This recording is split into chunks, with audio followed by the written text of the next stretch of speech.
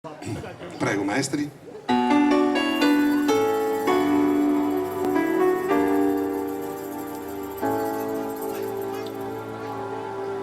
E con quel viso stanco e la vestaglia un po' macchiata, coi tuoi decisi no e quell'aria sempre indignata, la femminilità lasciata là sotto il lenzuolo, mi fai venire la voglia di restarmene da solo.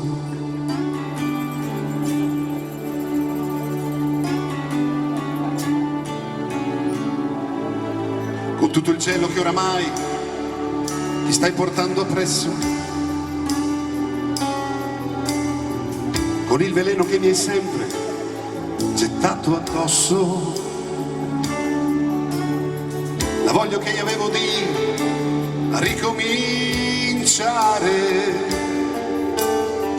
nemmeno è nata, che è già morta nel mio cuore. Eppure a volte mi ritrovo lì a pensare a quella donna che dormiva sul mio cuore, ed il suo viso non riesco a ricordare, però non scordo quello che mai saputo dare,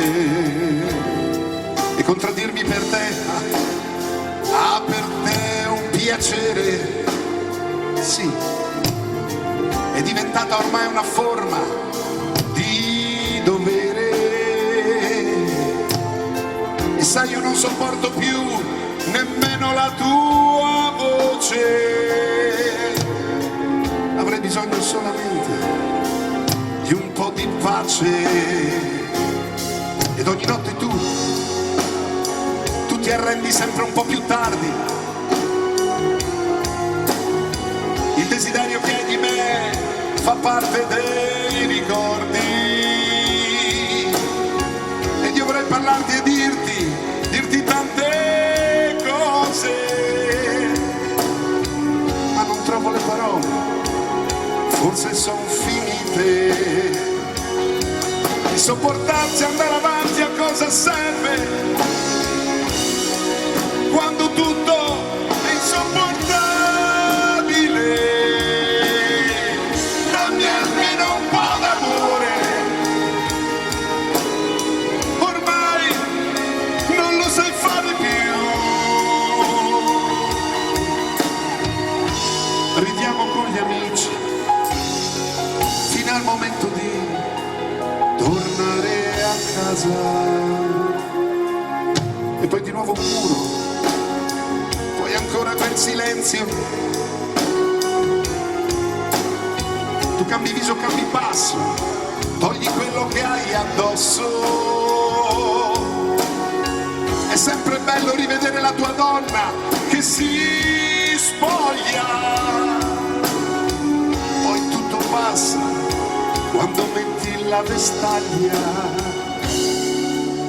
ma quella donna che veniva con me sotto le stelle è qualcosa che mi è rimasto sulla pelle, ed anche adesso che tu sei così cambiata, io quella Mardegan